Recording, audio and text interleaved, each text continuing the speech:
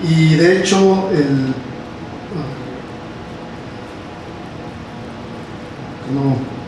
ahí está.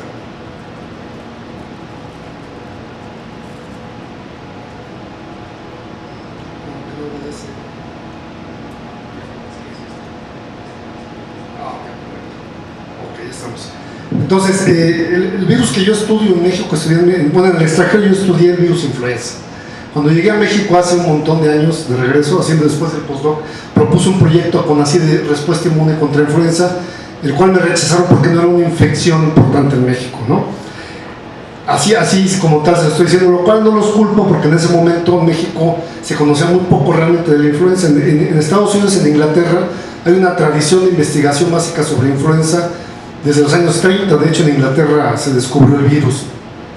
Entonces, llegando a México me dijeron, ponte a trabajar en algún virus importante para México. Uno de ellos era rotavirus, que en ese momento pues, no se sabía prácticamente nada acerca de la respuesta inmune, que como ustedes saben es importantísimo, ahora importantísimo en bebés, sigue siendo importante en bebés causando diarrea. Este es simplemente una caricatura por computadora de cómo se constituye el virus, y este virus lo que tiene es que infecta exclusivamente al intestino delgado. Como pueden ver acá, el rotavirus infecta, ya la estoy regando, ahí está, infecta a los enterocitos del epitelio intestinal. Esas son las únicas células que infectan el organismo. Entonces, para poder estudiar la respuesta inmune contra este virus, es importante saber de la respuesta inmune intestinal.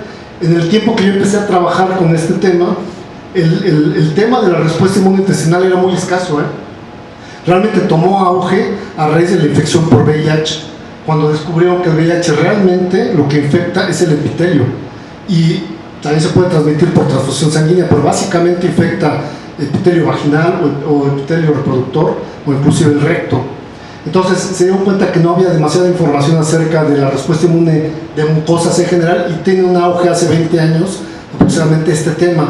Entonces, nada más para ejemplificar por qué entré el tema de la mucosa intestinal, para estudiar su respuesta inmune, y contrario a lo que yo pensaban muchos, el mayor órgano en el organismo que más linfocitos tiene es el intestino. Aquí la pregunta es ¿por qué? Bueno, una de las causas es lo que sucede con todas las mucosas, la exposición a antígenos medioambientales. Si no controlamos en el intestino la respuesta inmune contra los alimentos que comemos, no podríamos haber evolucionado hasta donde llegamos ahorita, porque no podemos estarnos inflamando con un bistec todo el tiempo o con una lechuga. Entonces la respuesta inmune del intestino es fundamental para controlar las inflamaciones ante posibles antígenos, y obviamente alergenos también, ¿no? Que es uno de los temas de este congreso, los alergenos que pueden afectar al intestino. Entonces, si pueden ver aquí, la población de linfocitos que tenemos, de leucocitos, es extremadamente alta, y también tenemos células entre el epitelio que se llaman linfocitos intraepiteliales, que son fundamentales en el mantenimiento de la tolerancia inmunológica intestinal, que vamos a platicar ahorita. Entonces, miren, a términos generales, para recordar un poco las bases, seguramente ya lo saben, pero para recordar un poco las bases inmunológicas, actualmente manejamos el concepto de que la respuesta inmune se divide en dos tipos de respuesta inmune. La respuesta inmune innata, que heredamos desde los primeros organismos multicelulares, desde las esponjas prácticamente antes, que es un tipo de respuesta inmune que tenemos contra el medio ambiente, contra el cual reaccionamos, ¿sí? O sea, si hay una agresión a alguna célula del organismo, esta va a reaccionar, y es una respuesta inmune innata. La gran característica de esta respuesta inmune innata es que es de rápida reacción, ¿sí? Pero no tiene memoria inmunológica. ¿A qué me refiero? No puede recordar al antígeno o al patógeno que se encontró hace 10 minutos, no lo puede recordar un día, 2 días, un año después, ¿sí? Sin embargo, es un sistema inmune altamente efectivo, como pueden atestiguar las cucarachas, ¿no? O los moscos. Tiene un sistema inmune innato muy desarrollado, que les ha permitido ser de los organismos más exitosos en la naturaleza, ¿sí? Este sistema inmune innato lo heredamos los vertebrados, el humano, y lo adaptamos a nuestras necesidades, y básicamente funciona de esta manera. Llega un patógeno o un antígeno o un alergeno, que podemos mencionar en este caso, y normalmente llega a interaccionar con una célula blanca para producir patología. Esta célula blanca reacciona inmunológicamente produciendo factores, citocinas, que llamamos quimiosinas, que son factores quimioatrayentes justamente, que son muy importantes en respuesta inmunológica también, que reclutan a los leucocitos, y interferones como interferón alfa, beta o interferón tipo 3, que lo que hacen es alertar a todo el sistema alrededor de estas células agredidas, y entonces tenemos una respuesta inmune muy eficiente en ese momento. Dentro de las células más importantes en el sistema inmune que tenemos son las células dendríticas. Las células dendríticas son primas del macrófago. Anteriormente se creía que el macrófago era la célula inmune más importante. Claro que es muy importante para eliminar a los patógenos de manera innata, pero esta célula dendrítica tiene la característica de que nos comunica el sistema inmune innato con el adaptativo, que vamos a hablar ahorita.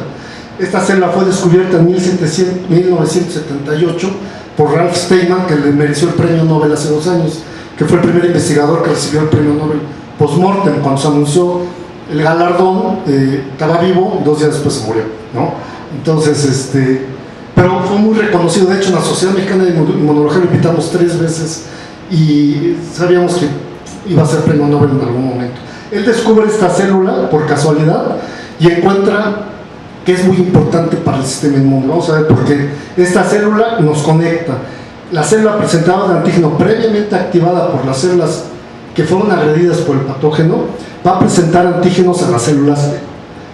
Llamamos presentación, una forma de las células,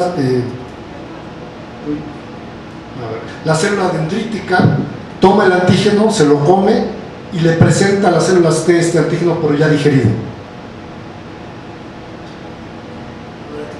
Entonces, esta célula dendrítica le va a presentar el antígeno a las células T, y como vamos a ver ahorita, tenemos 2 tipos de células T. En general, las células T cooperadoras, que prácticamente deberían de ser las estrellas de este simposio, porque son las que controlan mucho de las respuestas alérgicas. Y las células T citotóxicas, que son las destructoras, las que llegan a eliminar a las células infectadas. Las células cooperadoras ayudan a las citotóxicas a eliminar a las células infectadas y a las células B a producir los anticuerpos. Entonces, cuando tenemos problemas con células T cooperadoras, el ejemplo claro es la inmunodeficiencia por VIH. VIH justamente ataca a las cooperadoras, las mata y el paciente muere por inmunodeficiencia adquirida. Entonces, sin cooperadoras no podemos tener una respuesta inmune adaptativa adecuada, ¿sí? Entonces, espero que ahorita ya